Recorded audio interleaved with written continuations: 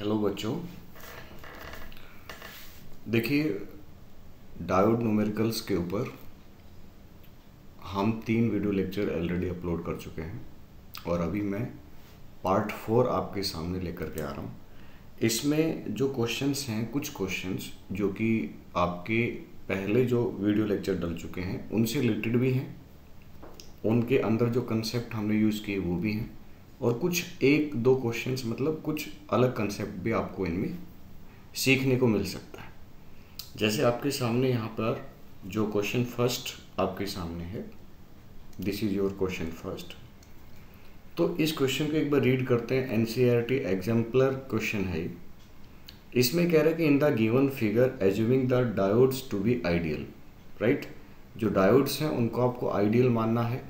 मैं आपको ऑलरेडी बता चुका हूँ कि जो आइडियल डायोड है वो फॉरवर्ड बाइस के दौरान, जब एक आइडियल डायोड की बात की जाती है तो आइडियल डायोड फॉरवर्ड बाइस के दौरान ऑन मतलब कि शॉर्ट सर्किट कहा जाता है, और अगर वो रिवर्स बाइस है तो हम उसको ऑफ या ओपन सर्किट बोलते हैं।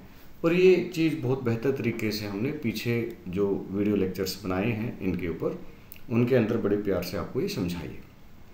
तो अगर हम इस क्वेश्चन को देखें तो इस क्वेश्चन में क्या हो रहा है, यहाँ पे देखिए -10 वोल्ट वोल्टेज है। D1 को अगर देखें तो ये इसका P साइड है, ये इसका N साइड है। अब आप देखिए ये जो P साइड है ये नेगेटिव से कनेक्ट हो रहा है। इसका सीधा सा मतलब है कि diode D1 will get reverse bias, right.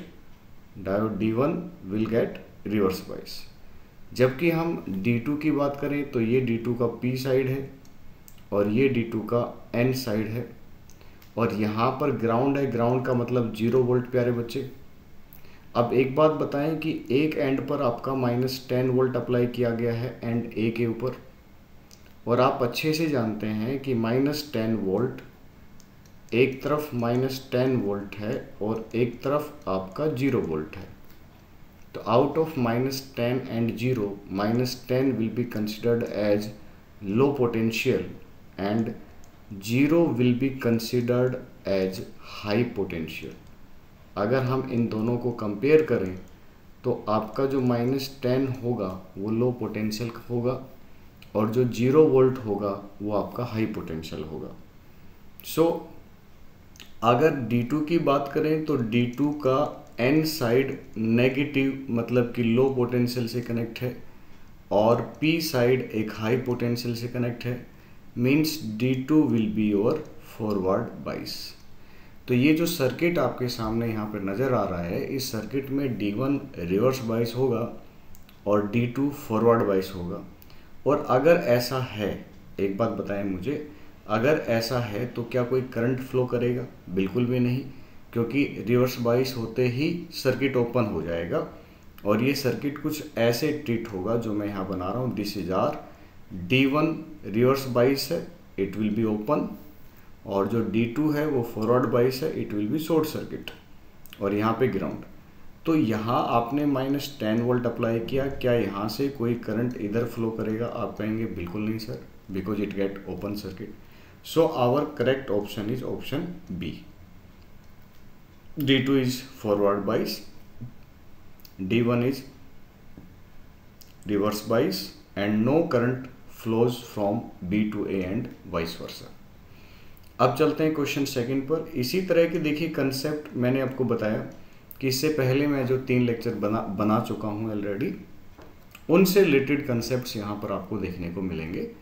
Questions हमने एनसीईआरटी से या सीबीएसई बोर्ड एग्जाम में जो क्वेश्चंस आए हुए हैं, या कुछ अलग टाइप के क्वेश्चंस भी हमने इसमें डालने की कोशिश की है। और मेरा प्रयास ये रहेगा कि जो ये 4 वीडियो लेक्चर्स बन चुके हैं डायोड टॉपिक के ऊपर, और इसमें हमने डायोड की थ्योरी की कहीं बात नहीं की है, हम सिर्फ कंसेप्चुअल क्वेश्चंस और जो न्यूमेरिकल्स हैं उनके ऊपर हम डिस्कस कर रहे हैं। तो कोशिश ये रहेगी कि लगभग सारे कंसेप्ट इनमें आ जाए। अब देखिए अगेन ये क्वेश्चन सेकंड जो है वो आपका एनसीईआरटी एग्जाम्पलर आपका क्वेश्चन है, यहाँ पे जो आपको दिखाई दे रहा है। इसमें वो क्या कह रहा है कि 220 volt AC supply is connected between points A and B as shown in figure, what will be the potential difference V across the capacitor? अगर आप कैपेसिटर को ध्यान से देखें, ये अगर आपको ब्लड लग रहा है तो मैं दोबारा बना देता हूँ। यहाँ पे एक डायोड है और यहाँ पर एक कैपेसिटर लगाया गया है। दिस इज कैपेसिटर, ये आपके सामने AC में, और कैपेसिटर का जो कैपेसिटेंस है डेट इज C। ये आपके पास कैपेसिटर, राइट।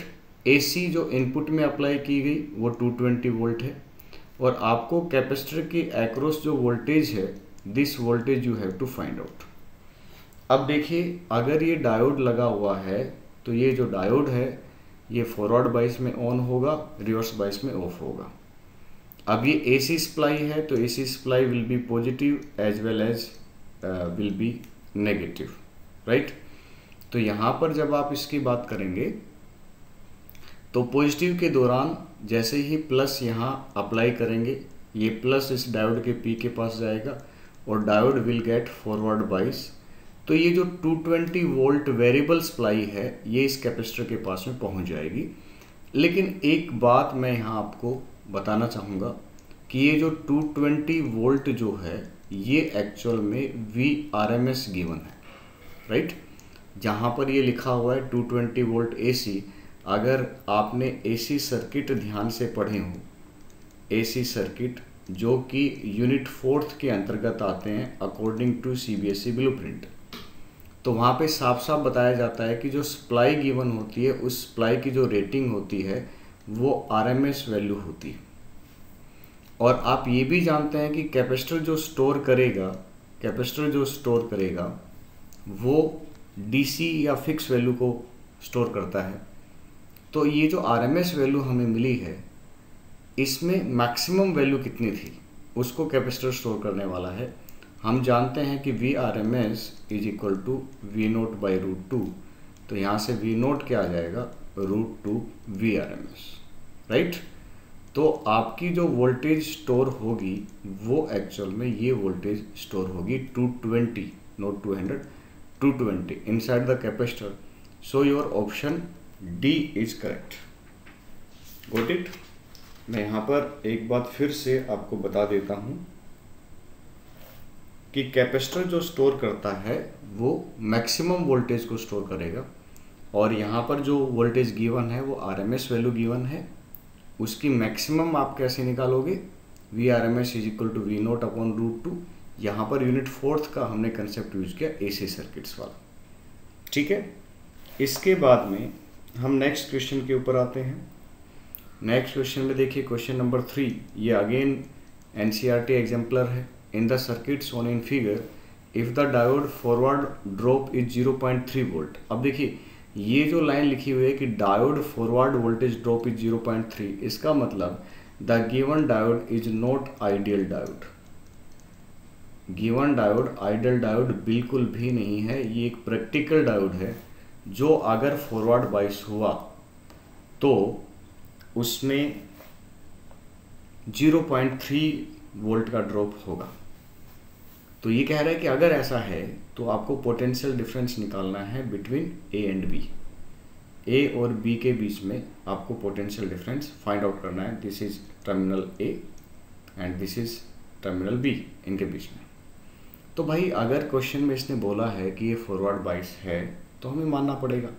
दूसरी बात, आप इसमें करंट की डायरेक्शन देखिए, 0.2 मिली एम्पियर इधर आ रहा है, इसका मतलब यहाँ कहीं बैटरी का पॉजिटिव लगा था और यहाँ कहीं बैटरी का नेगेटिव लगा होगा, क्योंकि हम जानते हैं कि जो करंट फ्लो करता है वो बैटरी के पॉजिटिव से बैटरी के नेगेटिव तरफ फ्लो करता है। तो जाहिर सी बात है ये जो डायोड है, this diode will get forward बाइस, और फॉरवर्ड बाइस होगा तो भैया सर्किट कैसा बनेगा, ये आपका 5 किलो ओम का रजिस्टर है, ऊपर कैपेसिटर की तरफ जाएगा नहीं क्योंकि यहाँ पे ओपन सर्किट है, ओपन सर्किट में कोई करंट वरंट फ्लो नहीं करता, आप अच्छे जानते हैं। Diode gets forward bias, ideal diode है, सॉरी आइडियल नहीं है, अगर आइडियल होता तो हम इसको शॉर्ट सर्किट करते, बट अब ये आपका बिल्कुल सरासर गलत है क्योंकि ये आइडियल डायोड है ही नहीं। तो कैसा सर्किट बनेगा, सर्किट आपका ये बनेगा 5 किलो ओम, और डायोड की वोल्टेज कितनी है आपके पास में, प्लस माइनस 0.3 वोल्ट। तो डायोड की जगह, जितनी जगह में डायोड है वहाँ पर आप एक वोल्टेज लगाने वाले हैं और उस वोल्टेज की वैल्यू कितनी है 0.3 वोल्ट। उसके बाद में एक रजिस्टर और लगा है कितने का 5 किलो ओम का, और करंट यहाँ से आ रहा है आपके पास में 0.2 मिली एम्पियर, राइट। आपको पॉइंट ए और पॉइंट बी के बीच में पोटेंशियल डिफरेंस फाइंड आउट करना है, राइट। तो अब मुझे ये बताओ, आप सबने केवीएल पढ़ा होगा, और ये 1 मिनट में दोबारा बना देता हूँ कि ये आपके पास में 5 किलो ओम का था और ये डायोड था, ये प्लस माइनस डायोड की जगह हमने एक बैटरी लगाते थे। केवीएल सबने पढ़ा होगा, राइट। तो अगर हम केवीएल यहाँ पर अप्लाई करने की कोशिश करें प्यारे बच्चों, तो देखना हमें क्या मिलेगा। मैं इस सर्किट को यहाँ से चुपके कंप्लीट कर लेता हूँ इस तरीके से, और यहाँ पर इस तरीके से हमने अंदर ही अंदर इसको कंप्लीट किया, और अब हम इस लूप में केवीएल अप्लाई करने वाले हैं, राइट। मान लीजिए कि मैं ए से चलना शुरू करता हूँ, तो जब मैं 5 किलो ओम के पास में जाऊँगा तो उसमें वोल्टेज ड्रॉप कितना आएगा 0.2 मिली इनटू 5K। आप जानते हैं वोल्टेज ड्रॉप का फार्मूला V=IR होता है। आगे जाएंगे तो एक वोल्टेज मिलेगी 0.3 की, फिर उससे आगे जाएंगे तो फिर से 5K है, मतलब 0.2 M इनटू में 5K और माइनस VAB=0, राइट। मैं दोबारा समझाता हूँ। जब हम पहले वाले 5K में जाएंगे तो वोल्टेज ड्रॉप कितना होगा V=IR 0.2 इंटू 5K। फिर आगे गए तो बैटरी का देखो इसका प्लस साइन आया, तो हमने यहाँ पे प्लस एज इट इज 0.3 लिख दिया। फिर आगे इस रजिस्टर में गए तो यहाँ पर भी 0.2 मिली एम्पियर करंट जा रहा है, क्योंकि ये एक ही ब्रांच है, करंट कहीं डिवाइड नहीं हो रहा। तो फिर से हमने किया 0.2 इंटू 5K।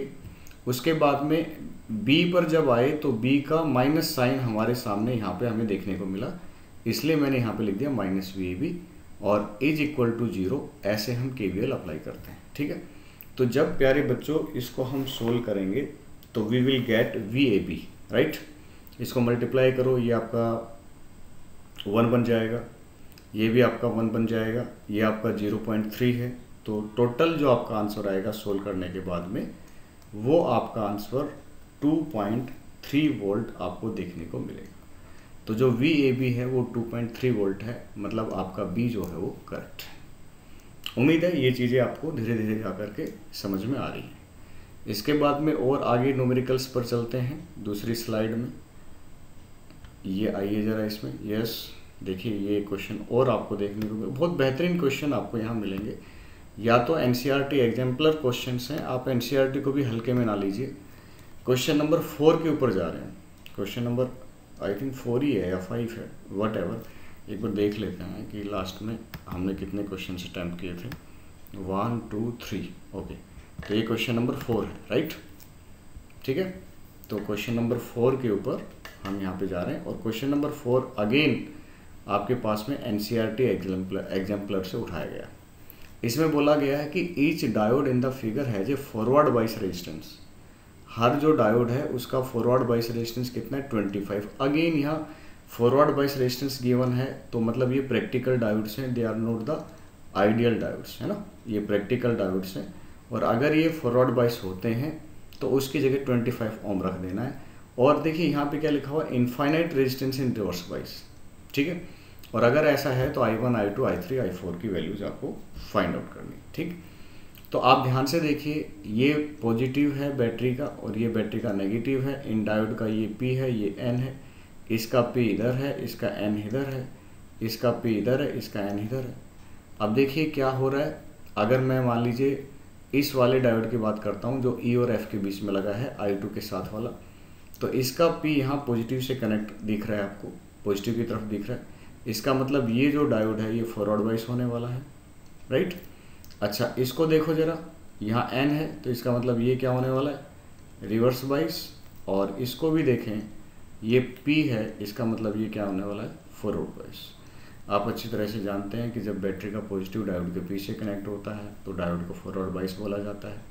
जब बैटरी का पॉजिटिव डायोड के N से कनेक्ट होता है तो उसको रिवर्स बाइस बोला जाता है, ठीक है।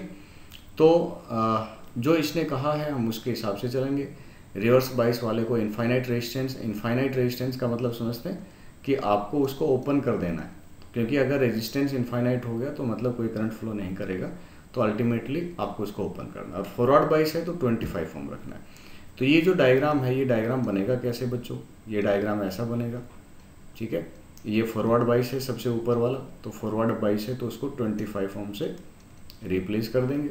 फिर उसके बाद में आगे चल रहे हैं तो 125 ओम का तो पहले ही लगा हुआ है, और यहाँ से करंट कौन सा जा रहा है, I4।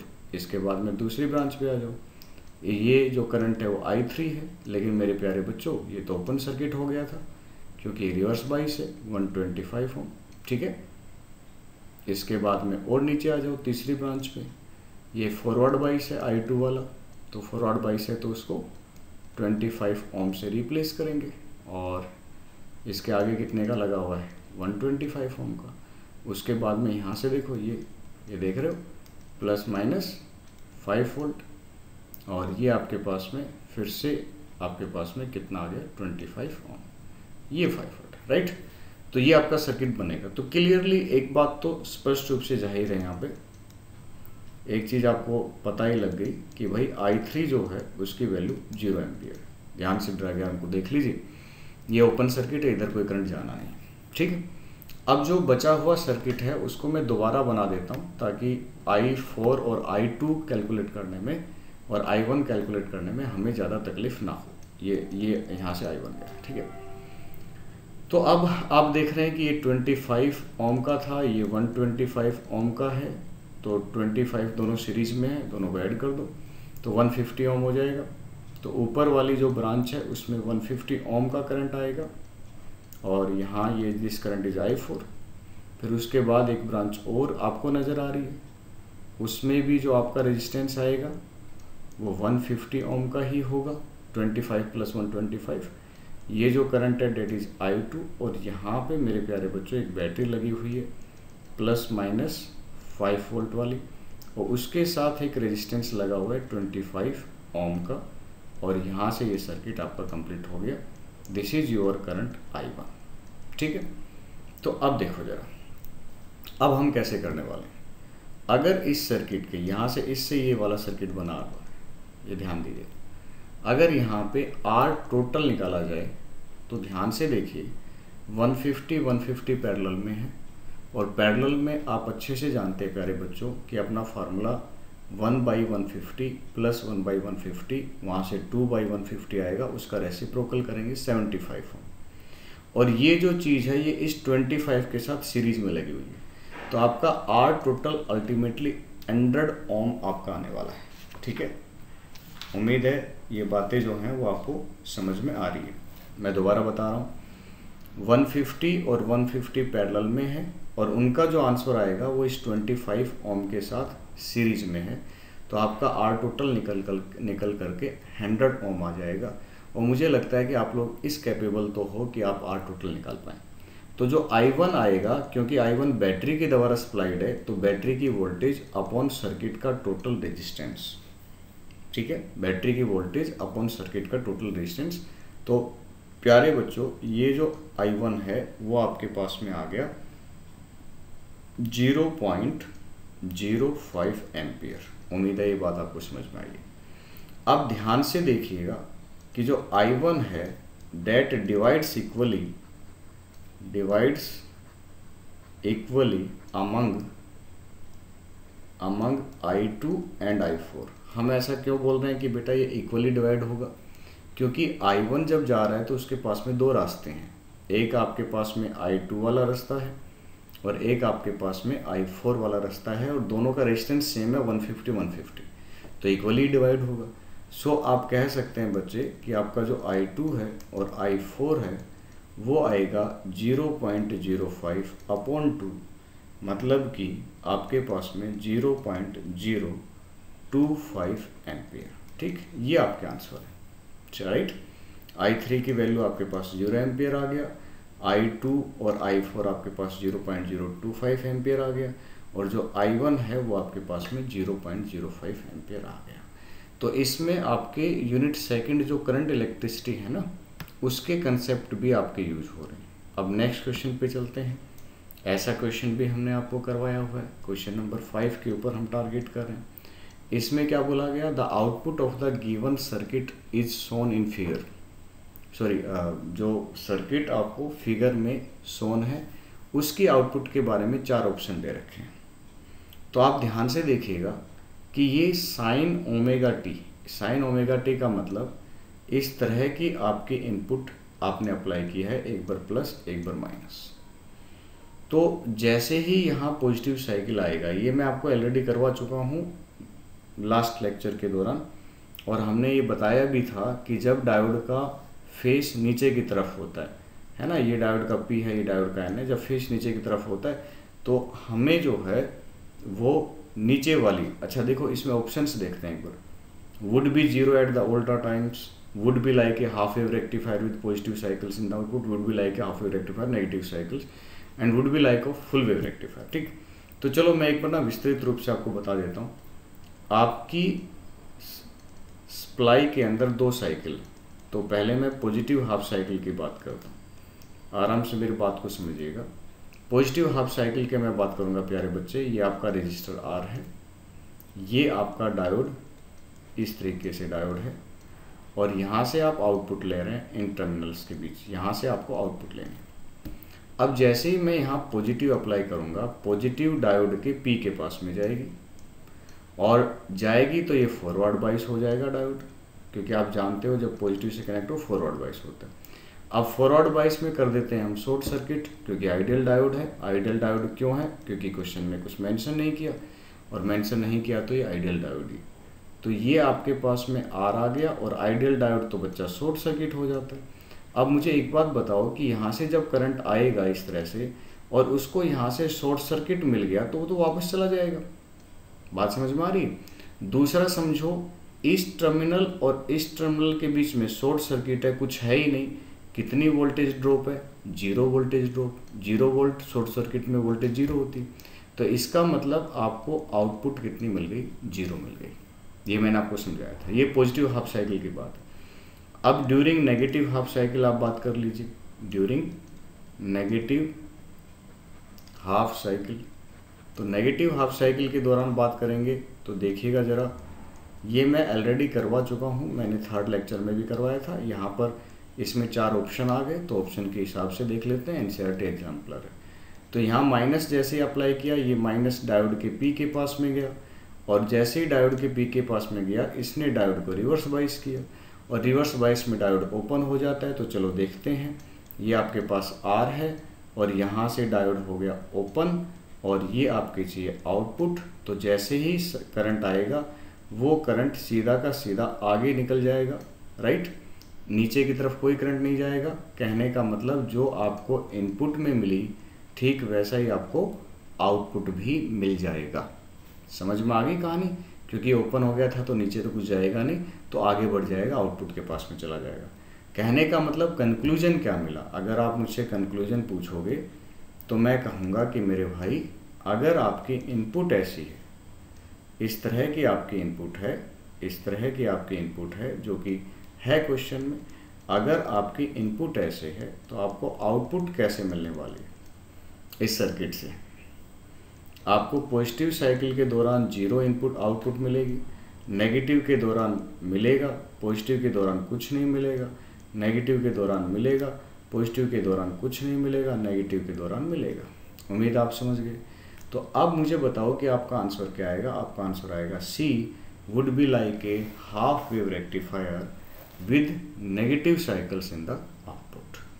ठीक है, जब डायोड का मुंह नीचे की तरफ होता है ना, तो हमें नीचे वाली मिलती है, ये वाला इस तरह का सर्किट, और जब डायोड का मुंह ऊपर की तरफ होता है तो हमें ऊपर वाला मिलता है। अगर मान लो इसमें इसकी बजाय कुछ डायोड जो है वो ऐसे दे दिया जाता, ऐसे, तो फिर आपका आंसर ना B ठीक होता, C ऑप्शन करेक्ट नहीं होता, फिर उस समय आपका B ऑप्शन करेक्ट होता।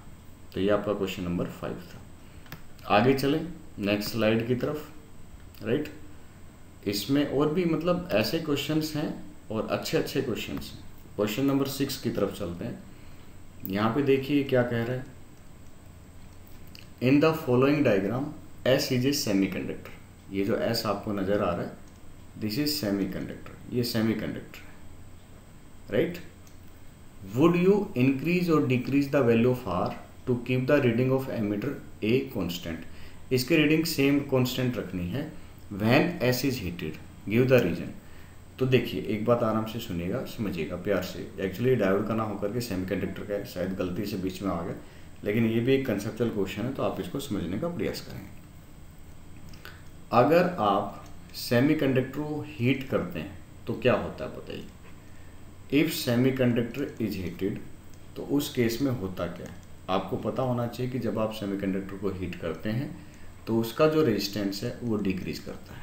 ये आपको मालूम होना चाहिए, ठीक है। जब आप सेमीकंडक्टर को गर्म करेंगे, जब आप उसका टेम्परेचर इंक्रीज करेंगे तो सेमीकंडक्टर का रेजिस्टेंस डिक्रीज करेगा। आप चाहते हैं कि करंट जो है वो कांस्टेंट रहे, ये आपकी चाहत है। तो मेरे भाई करंट कांस्टेंट तब रहेगा, अब यहाँ पे साफ साफ दिख रहा है कि आर घट रहा है। आर घट रहा है तो इस रियोस्टेट की हेल्प से आप आर को बढ़ा दीजिए, ताकि जितना सेमीकंडक्टर को गर्म करने से उसका रेजिस्टेंस डिक्रीज करे, ठीक उतना ही रेजिस्टेंस आप इस वेरिएबल रेजिस्टर की हेल्प से इंक्रीज कर दो, ताकि करंट क्या रहे, कांस्टेंट। तो आपका आंसर क्या रहेगा, आपका आंसर होगा इंक्रीज ऑफ आर। आप आर की वैल्यू को बढ़ा दीजिए। क्यों? क्योंकि सेमीकंडक्टर का रेजिस्टेंस टेम्परेचर बढ़ाने से घटता है और आप चाहते हैं कि करंट कांस्टेंट रहे। तो जितना सेमीकंडक्टर की वजह से रेजिस्टेंस डिक्रीज किया, उतना ही यहाँ से रेजिस्टेंस को इंक्रीज कर दो, ताकि करंट की वैल्यू पर कोई प्रभाव ना पड़े। ठीक है, आप जानते हैं I is equal to V upon R। इस बात को आप अच्छे से बेहतर तरीके से समझते हैं। अब क्वेश्चन नंबर 7 में आ जाते हैं। ये क्वेश्चन नंबर 7 है, यहाँ पे ध्यान से देखिएगा। क्वेश्चन नंबर 7, तो इसमें देखिए, in the following diagram which bulb out of B1 and B2 will glow and why. यहाँ पर दो बल्ब गिवन है, एक B1 गिवन है, एक B2 गिवन है, और आपको ये बताना है कि इनमें से कौन सा ग्लो करेगा। ये CBSE ऑल इंडिया 2017 के अंदर एक क्वेश्चन आया हुआ है, कंसेप्चुअल क्वेश्चन, ज़्यादा तकलीफ होगी भी नहीं इस क्वेश्चन को करने में। तो अगर आप ध्यान से यहाँ पे देखते हैं तो ये बैटरी का पॉजिटिव आपको नज़र आ रहा है। बैटरी का पॉजिटिव डायोड D के P के पास में जा रहा है। आपको पता है ना कि ऐसे P और N कनेक्ट होते हैं, ये ऐसे, राइट। तो पॉजिटिव P से कनेक्ट है, तो भैया ये तो हो गया फॉरवर्ड बायस। फॉरवर्ड बायस के दौरान डायोड हो जाता है ऑन हो जाता है, तो B1 जो है वो ग्लो करेगा, राइट। ऑन होगा तो करंट चला जाएगा इसके पास में। और अगर इसको देखें तो ये N से कनेक्ट है, इसका मतलब ये डायोड क्या हो गया, रिवर्स बायस। और रिवर्स बायस है तो डायोड क्या हो गया बच्चा, ऑफ हो गया। तो इधर जो है वो कोई भी करंट नहीं जाएगा, और नहीं जाएगा तो ये वाला जो बल्ब है वो ग्लो नहीं करेगा। ठीक है, तो आपका सिंपल आंसर था कि कौन सा ग्लो करेगा बेटा, आपका B1 ग्लो करेगा। नेक्स्ट क्वेश्चन पर चलते हैं। ये देखिए नेक्स्ट क्वेश्चन, क्वेश्चन नंबर 7 या 8, ये है आपका क्वेश्चन नंबर 8, राइट। ये भी आपका अच्छा क्वेश्चन है। A germanium PN junction is connected to a battery with milliammeter in series. What should be the minimum voltage of the battery so that current may flow in the circuit? बड़ा अच्छा question. Germanium PN junction है। आप एक बात देख पा रहे हैं, ये सर्किट अगर आपको नहीं दिखाई दे रहा है, अगर थोड़ा ब्लड नज़र आ रहा है, मैं दोबारा बना देता हूँ। इस तरह से सर्किट है आपके पास, पॉजिटिव नेगेटिव ये ऐसे, ठीक है। ये पॉजिटिव है, नेगेटिव। जर्मेनियम PN जंक्शन है और ये आपका मिलीएमीटर लगा हुआ है।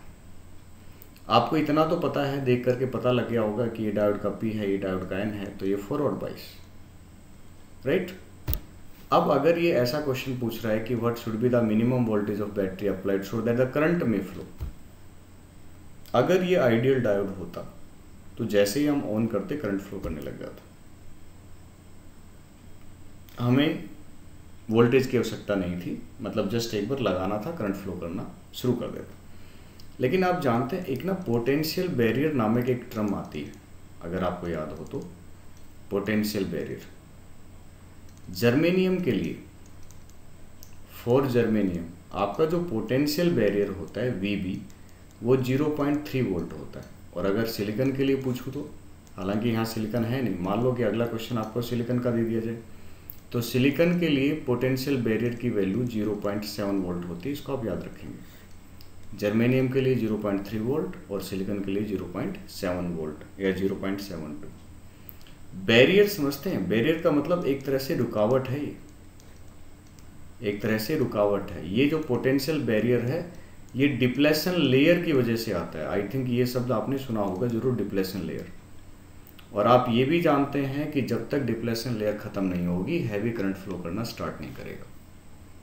तो ये प्रैक्टिकल डायोड है। इस प्रैक्टिकल डायोड में जब तक बैटरी की वोल्टेज 0.3 वोल्ट नहीं होगी तब तक डिप्लेशन लेयर नहीं टूटेगी, पोटेंशियल बैरियर ओवरकम नहीं होगा और एक अच्छा खासा करंट फ्लो नहीं करेगा। समझ रहे हैं बात मेरी? मैं एक यहाँ पे लाइन लिख रहा हूँ कि फॉर ए गुड करंट, आप चाहते हैं कि एक अच्छा करंट फ्लो करे, good amount of current flow करे, राइट? उसके लिए पोटेंशियल बैरियर का we have to overcome potential barrier. समझ रहे? हमें पोटेंशियल बैरियर को ओवरकम करना पड़ेगा। सो बैटरी की मिनिमम वोल्टेज जो चाहिए, minimum voltage of battery, minimum voltage of battery कम से कम आपको 0.3 वोल्ट की बैटरी कम से कम आपको लगानी पड़ेगी, क्योंकि आप जानते हैं कि 0.3 वोल्ट जो है उसी से इसका बैरियर टूटेगा और उसके बाद में एक अच्छा करंट फ्लो करेगा। ठीक है, तो ये आपका क्वेश्चन नंबर 8 था। कुछ क्वेश्चंस को हम और डिस्कस करेंगे, अपने पास में 2 स्लाइड और है, इनको और डिस्कस करेंगे। ये क्वेश्चन नंबर 9 आपके सामने है। Refer to figure the current through the ideal diode each. इस डायग्राम में आपको आइडियल डायोड के थ्रू करंट बताना है। ये जो डायोड आपको नज़र आ रहा है दिस इज आइडियल डायोड। अब देखिए कंसेप्ट वही है कि डायोड फॉरवर्ड बाइस है कि रिवर्स बाइस है। अब यहाँ थोड़ा सा पंगा होगा। आप देख पा रहे हैं, मैं इस डायग्राम को यहाँ बना देता हूँ। ये ±2 वोल्ट है, ये आपके पास में डायोड है, डायोड का ये P था, ये डायोड का N था, और ये 100 ओम है इस जगह, और यहाँ एक बैटरी और लगी है ±6 वोल्ट की। अब देखिए यहाँ पर एक्चुअल में दो बैटरीज लगी हैं, और अगर दो बैटरीज लगी हैं तो दोनों में से डोमिनेट कौन करेगा वो हमें देखना पड़ेगा। अब अगर +2 वोल्ट वाली बैटरी की बात की जाए तो इसका प्लस साइन डायोड के P से कनेक्ट हो रहा है। इसका मतलब ये जो +2 वोल्ट वाली बैटरी है ये इस डायोड को फॉरवर्ड बाइस करना चाहेगी। लेकिन ज़रा 6 वोल्ट वाली को भी देख लेते हैं। इस 6 वोल्ट वाली का पॉजिटिव डायोड की N की तरफ है। इसका मतलब ये 6 वोल्ट वाली चाहेगी कि डायोड जो है वो रिवर्स बाइस हो जाए। समझ में आ रही है बातें? भाई यहाँ दो बैटरीज लगी हैं तो उनके हिसाब से हमें देखना पड़ेगा। +2 वाली बैटरी से हमने देखा कि डायोड के फॉरवर्ड बाइस होने के चांसेस हैं। +6 वाली बैटरी से हमने देखा कि डायोड के रिवर्स बाइस होने के चांसेस हैं, राइट? अब दोनों आपस में एक दूसरे को अपोज कर रहे हैं। एक कह रहा है कि मुझे फॉरवर्ड बाइस बनाना है, एक कह रहा है मुझे रिवर्स बाइस बनाना है। तो बेटा जो जीता वही सिकंदर, राइट? तो इसमें जीतेगा कौन? 6 वोल्ट वाली, क्योंकि उसकी वैल्यू ज़्यादा है। तो रिजल्ट क्या निकलेगा? रिजल्ट ये निकलेगा कि ये जो डायोड है this diode will get reverse bias, क्योंकि 6 वोल्ट वाली जो बैटरी है, 6 वोल्ट वाली जो बैटरी है विल डोमिनेट, है ना, वो डोमिनेट कर जाएगी, will dominate 2 volt battery. 6 volt battery will dominate 2 volt battery and result will be that diode will be reverse bias.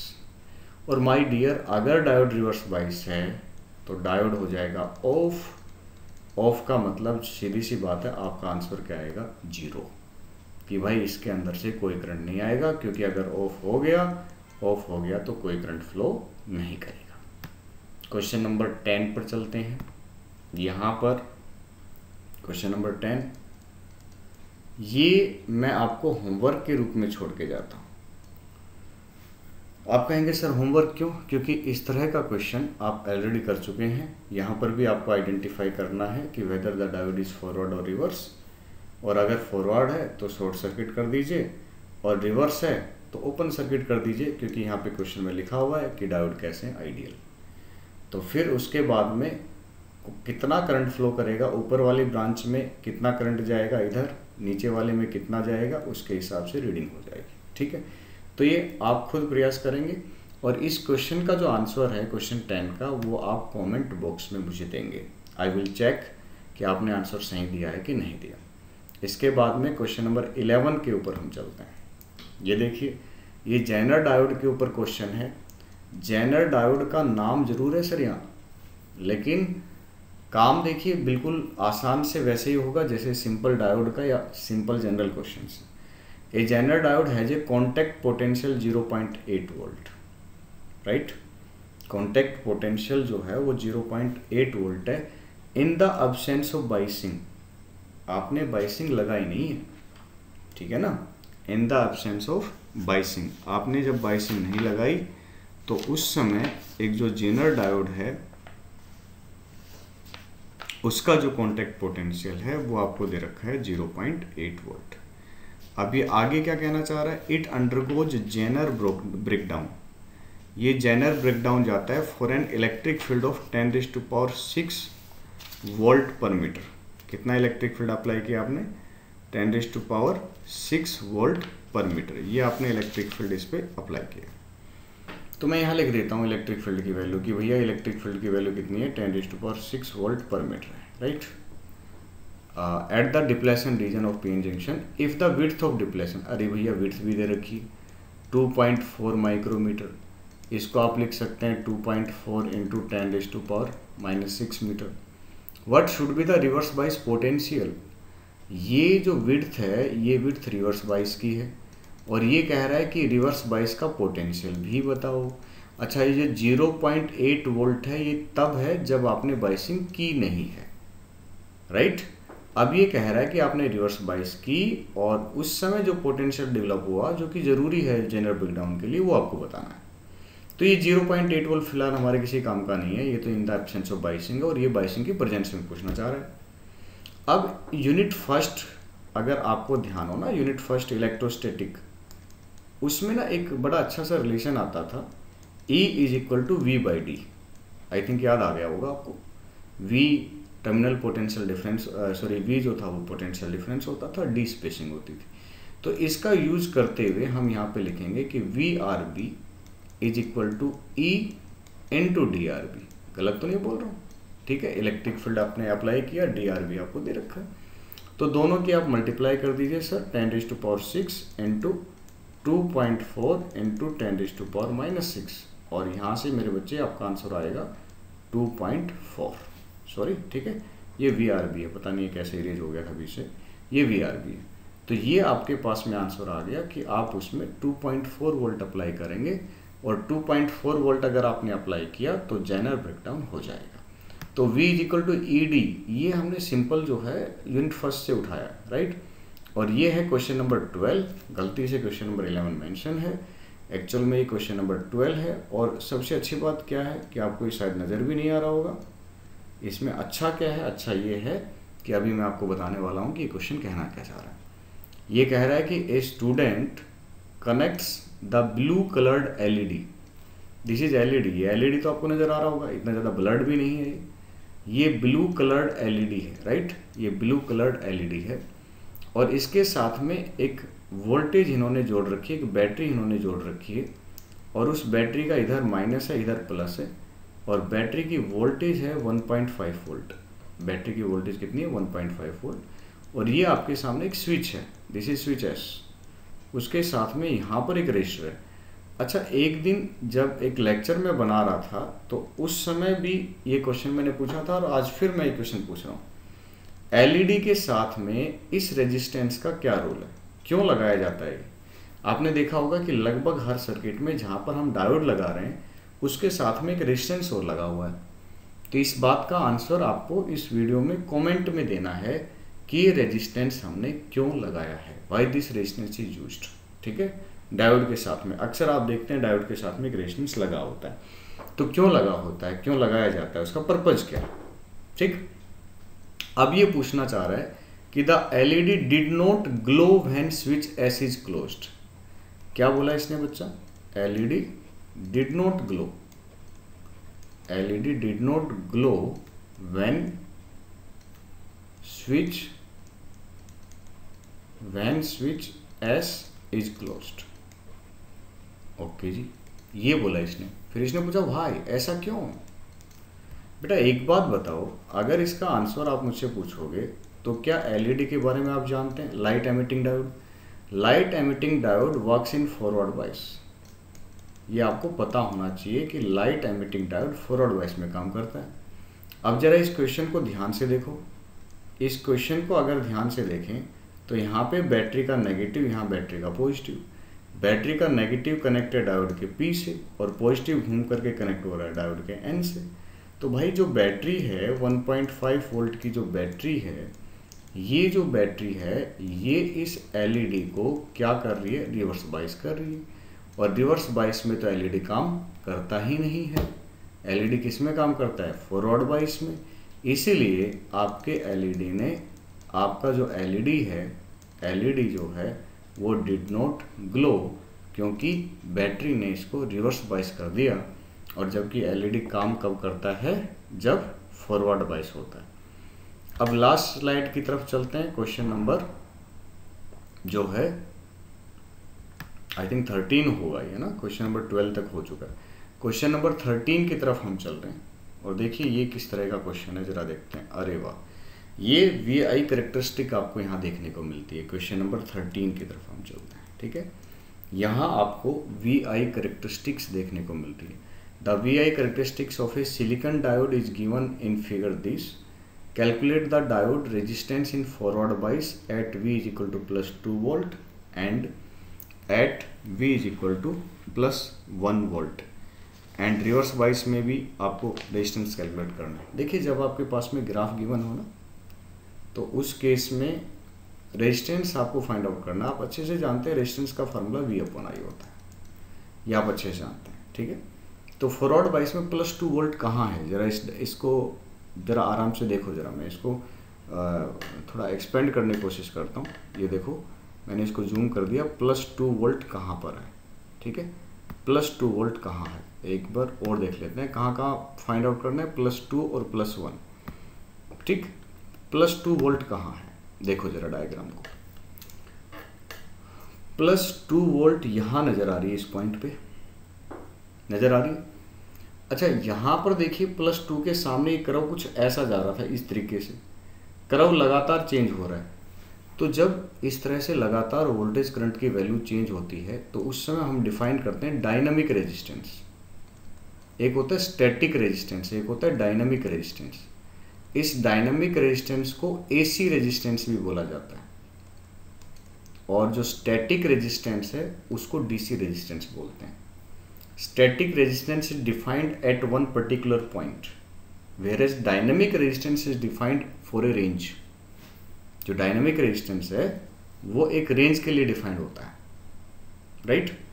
तो आप इससे इसकी रेंज कैसे उठाएंगे? अब जाहिर सी बात है 2 वोल्ट के ऊपर तो इसने करंट दे ही नहीं दे रखा है ग्राफ में, तो आप टेंशन मत लो। एक उससे पहले वाला पॉइंट उठा लो, एक पॉइंट ये उठा लिया, एक पॉइंट ये उठा लिया।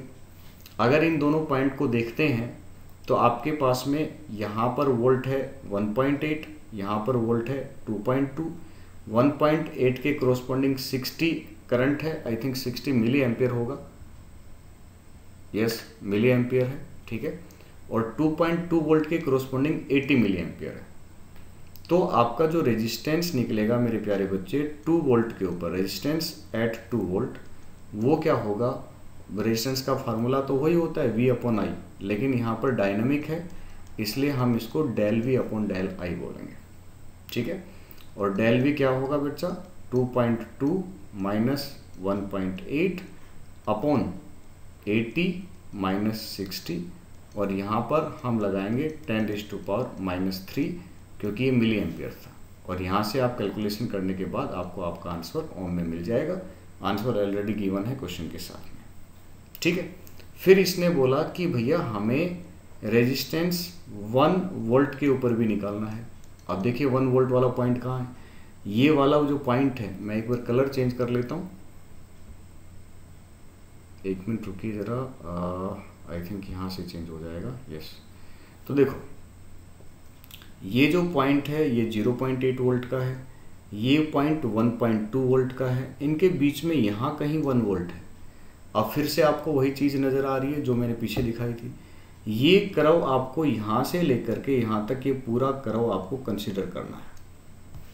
ये भी डायनेमिक रेजिस्टेंस ही निकलेगा, क्योंकि स्टैटिक कब निकलता है, जब कर्व कांस्टेंट रहता है या लगभग हमें कुछ उस पॉइंट के ऊपर कुछ वैल्यूज़ गिवन हो। अब यहाँ पॉइंट के ऊपर वैल्यूज़ गिवन नहीं है तो हमारी मजबूरी है कि एक वैल्यू से पहले वाली लेनी पड़ेगी और एक वैल्यू उसके बाद वाली लेनी पड़ेगी। तो जब आप 0.8 की बात कर रहे थे तो उस समय करंट 10 मिली एम्पियर था, और जब 1.2 की बात करेंगे तो करंट 20 मिली एम्पियर है। तो ये भी आपका del V upon del I आपको देखने को मिलेगा, और यहाँ पर आप बोलेंगे 1.2 माइनस 0.8 अपॉन 20 माइनस 10 इंटू 10⁻³ -3 इसलिए लगाया क्योंकि बच्चे वो मिली एम्पियर में था, ठीक है। तो यहाँ से आपका आंसर ओम में आ जाएगा। तो ये जो क्वेश्चंस हैं जो हमने किए, ये था आपका फॉरवर्ड बाइस वाला क्वेश्चन। इसमें और भी ऑप्शन है, उसमें रिवर्स बाइस है ना, तो रिवर्स बाइस का भी देख लेते हैं। उम्मीद है तुम्हें फॉरवर्ड बाइस का पूरा समझ में आ गया। अब रिवर्स बाइस में भी दो जगह आपको रेजिस्टेंस निकालना है, एक -1 वोल्ट के ऊपर, एक -2 वोल्ट के ऊपर। तो रिवर्स बाइस मैं फिर से इसको थोड़ा जूम करता हूँ। रिवर्स बाइस फॉरवर्ड बाइस आपको पता होगा ना कि वो वाला जो डायग्राम हमने डिस्कस किया था, जो अभी जो रीजन डिस्कस कर रहे थे, वो फॉरवर्ड बाइस का था। अब रिवर्स बाइस में, अब रिवर्स बाइस में यहाँ पर बहुत क्लियर है, ये पॉइंट जो है बहुत क्लियर है कि यहाँ पे जो वैल्यूज हैं वो आपको ऑलरेडी दे रखी है। मैं एक बार अपना इसका पेंसिल का कलर चेंज कर लेता हूँ। आप ध्यान से देखिएगा, पहली बात तो ये जो करंट है ये आपका माइक्रो एम्पियर में है। -1 वोल्ट वाला पॉइंट आपको ये नज़र आ रहा है, और यहाँ पर साफ साफ करंट आपको नज़र आ रहा है। अब चूंकि इस पॉइंट पर आपको ऑलरेडी करंट गिवन है तो आपको अलग से लेने की ज़रूरत नहीं, ठीक है। आप सीधा यहाँ पे करेंगे R -1 वोल्ट के ऊपर, this will be V upon I। V कितना है आपके पास, 1 वोल्ट है, और I कितना है 0.125 इंटू 10⁻⁻6 आपका ओम में आंसर आ जाएगा। समझ में आ गई बातें, ठीक है। 10⁻⁻6 क्यों किया, क्योंकि माइक्रो एम्पियर में जो था ये आपका करंट था। और -2 की अगर मैं बात करूँ तो -2 को देखो, -2 पर भी आपको करंट गिवन है। यहाँ पे देखो ये -2 है, -2 का करंट जो है वो आपके पास में ये है। तो R जो है -2 वोल्ट के ऊपर, वो सिंपली निकल जाएगा आपका 2 अपॉन 0.250 इंटू 10⁻⁻6 ओम, राइट। तो हमने क्या देखा, देखो बच्चों हमने क्या देखा, हमने रेजिस्टेंस ही निकाले है ना। क्या किया हमने, रेजिस्टेंस ही निकाला आपके सामने। ये वाला जो सीन है, नीचे वाला जो सीन है, ये रिवर्स बाइस वाला केस है, और जो ये वाले जो दोनों केस हैं ये आपके पास फॉरवर्ड बाइस। तो हमने क्या देखा कि यहाँ फॉरवर्ड बाइस के दौरान जो है ना हम डायनामिक रेजिस्टेंस निकाल रहे हैं, और रिवर्स बाइस के दौरान हम स्टैटिक रेजिस्टेंस निकाल रहे हैं। मैं यहाँ पे अगर आप कहना चाहो तो मैं यहाँ पे साफ साफ लिख देता हूँ कि डायनामिक तो लिखा हुआ है, ये जो है ये आपके सामने स्टैटिक रेजिस्टेंस निकला है। एक जो डायोड है उसके पास में डायनामिक रेजिस्टेंस भी होता है और उसके पास में स्टैटिक रेजिस्टेंस भी होता है। स्टैटिक रेजिस्टेंस एक पॉइंट के ऊपर डिफाइंड होता है। अब यहाँ पे रिवर्स बाइस की ये जो वोल्टेज दे रखी थी, इनके करस्पॉन्डिंग करंट भी दे रखा है, इसलिए हमने स्टैटिक रेजिस्टेंस ले लिया। उम्मीद है आपको ये बातें समझ में आ रही हैं। कैलकुलेशन करने के बाद आपको आंसर ये मिल जाएंगे, ये आंसर इसमें ऑलरेडी गिवन है। अब अगले क्वेश्चन पे चलते हैं, क्वेश्चन नंबर 14 के ऊपर, और देखते हैं कि वो कौन सा है। अच्छा, ये भी करेक्टरिस्टिक्स का ही है। क्वेश्चन नंबर 14 पे आ जाओ, right, this is question number 14। अब यहाँ पर भी आपको डायोड का रेजिस्टेंस निकालना है। कब निकालना है, एक तो 15 मिली एम्पियर पर, एक जब -10 वोल्ट है।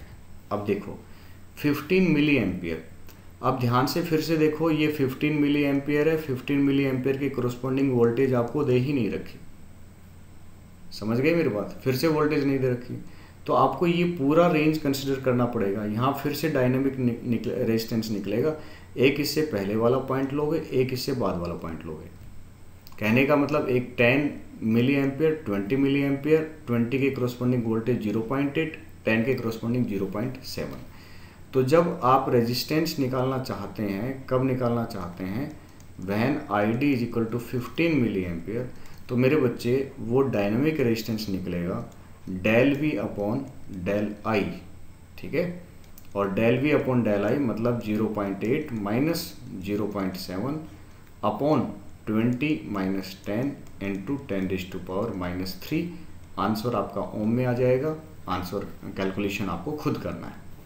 और ये जो कैलकुलेशन है क्वेश्चन नंबर 14 वाली, ये आपको कमेंट बॉक्स में कमेंट करके मुझे बतानी है कि सर ID जब 15 मिली एम्पियर था तो रेजिस्टेंस इतना निकल के आया। अब यहाँ पर VD जो है वो -10। अब देखो ये डायनामिक रेजिस्टेंस निकला है सर, मैं पहले ही बता चुका हूँ आपको, ये RAC निकला है, डायनामिक रेजिस्टेंस या AC रेजिस्टेंस। अब -10 को अगर आप देखें तो -10 के ऊपर तो सीधी वैल्यू गिवन है, चेक करो इसको। -10 के ऊपर सीधा आपको गिवन है, आप देख पा रहे हो इसको, ठीक है ना। इसको देखो जरा, -10 को अगर आप चेक करेंगे तो -10 के ऊपर ये जो है सीधा वैल्यू आपको गिवन है, राइट। अब सीधा वैल्यू आपको गिवन है तो आप कैलकुलेशन सीधी बैठा देंगे इसमें। R कब, जब VD -10 वोल्ट, तो ये स्टैटिक रेजिस्टेंस निकलेगा। इसको RDC भी बोल सकते हैं, मैं आपको ऑलरेडी बता चुका हूँ। सिंपल V अपॉन I आपको करना पड़ेगा।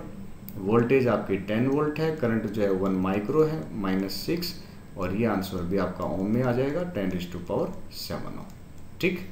और ये आप देखो, एक बात देख रहे हैं, ये देखो 10⁻7 ओम रिवर्स बाइस में रेजिस्टेंस काफ़ी हाई होता है, और इसीलिए तो हम पिछले लेक्चर्स में कह रहे थे कि रेजिस्टेंस काफ़ी हाई है, आइडियली इनफाइनाइट हो जाता है तो ओपन सर्किट हो जाएगा, राइट। अब जैसे इससे पिछले क्वेश्चन में भी अगर हम आंसर देखें, यहाँ पे देखना फॉरवर्ड बाइस में आपका रेजिस्टेंस कितना निकल रहा है, 20 ओम, 40 ओम, जो कि कम है, और रिवर्स बाइस में कितना निकल रहा है, 8 × 10⁶, 8 × 10⁶। तो ये रेजिस्टेंस काफ़ी हाई है, और इसीलिए बोला जाता है कि रिवर्स बाइस में डायोड कम करंट कंडक्शन करता है, उसको ऑफ मान लिया जाता है आइडियली, और फॉरवर्ड बाइस में आइडियली ऑन मान लिया जाता है क्योंकि काफ़ी कम रेजिस्टेंस होता है। ये प्रैक्टिकल डायोड्स के एग्जाम्पल हैं जो अभी फिलहाल हम डिस्कस कर रहे हैं, आइडियल के नहीं। अब इस क्वेश्चन को, क्वेश्चन नंबर 15 को देख लीजिए, फिर से ये VI कैरेक्टरिस्टिक का क्वेश्चन है। क्वेश्चन नंबर 15 को देखिए, VI कैरेक्टरिस्टिक का क्वेश्चन है। The following table provide the set of values V और I आपको गिवन है, और you have to calculate forward and reverse bias resistance of the given diode. तो मेरे बच्चे अब आपके सामने टेबल है, सिंपली आप निकाल लो, यहाँ से, यहाँ से, यहाँ से और यहाँ से आप सीधा निकाल सकते हो, क्योंकि आपने पढ़ा हुआ है R = V upon I, right, ठीक है। तो चूँकि सेट ऑफ वैल्यूज आपको ऑलरेडी गिवन है तो फिर वहाँ वाद विवाद बिल्कुल भी नहीं होगा। आप अगर चाहें तो इन दोनों से, क्योंकि अभी हम इतने क्वेश्चन डिस्कस कर चुके हैं, तो इनसे आप डायनामिक रेजिस्टेंस निकालिए। ये डिस्कस हो चुका है कि फॉरवर्ड बाइस के दौरान AC निकाला जाता है, RAC। तो मैं आपको यही कहूँगा कि आप सीधा करें 2.4 - 2.0 अपॉन 80 - 60, और मिली एम्पियर है तो 10⁻³ लगाना पड़ेगा, आपका रेजिस्टेंस ओम में आ जाएगा। यहाँ रिवर्स बाइस में देखिए, पहले वैल्यू तो 0 है तो उसका तो कोई मुद्दा ही नहीं होता, केवल इस वाली वैल्यू से R निकलेगा, और वो सिंपली निकलेगा V अपॉन I, और वो RDC होगा, right, got the point, right. तो ये आ जाएगा 2/0.25 माइक्रो है तो 10⁻6 ओम, गॉट इट। अब लास्ट क्वेश्चन आज के लेक्चर का, क्वेश्चन नंबर 16। काफ़ी लंबा लेक्चर शायद मुझे लगता है हो गया होगा ही। क्वेश्चन नंबर 16 जरा डिस्कस करते हैं। Calculate the value of output voltage V0 and current I if silicon diode and germanium diode conduct at 0.7 volt and 0.3 volt respectively. तो इस क्वेश्चन को हम कैसे करेंगे, एक बात देखिएगा, इसको कंडक्ट होने के लिए 0.3 वोल्ट की आवश्यकता है, इसको कंडक्ट होने के लिए 0.7 वोल्ट की आवश्यकता है। आप इनपुट में यहाँ पर लगा रहे हैं 12 वोल्ट, और 12 वोल्ट को आप धीरे धीरे आप इंक्रीज करेंगे तो पहले 0.3 वोल्ट मिलेगी, मतलब जो जर्मेनियम है वो पहले ऑन होगा, ठीक है।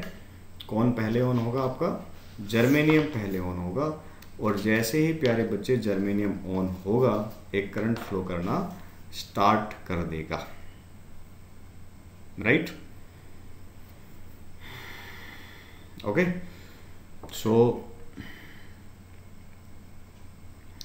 दोबारा एक बार मैं बता देता हूँ यहाँ पे, क्योंकि सिलिकॉन को ऑन होने के लिए 0.7 वोल्ट की आवश्यकता है, जर्मेनियम को ऑन होने के लिए 0.3 वोल्ट की आवश्यकता है।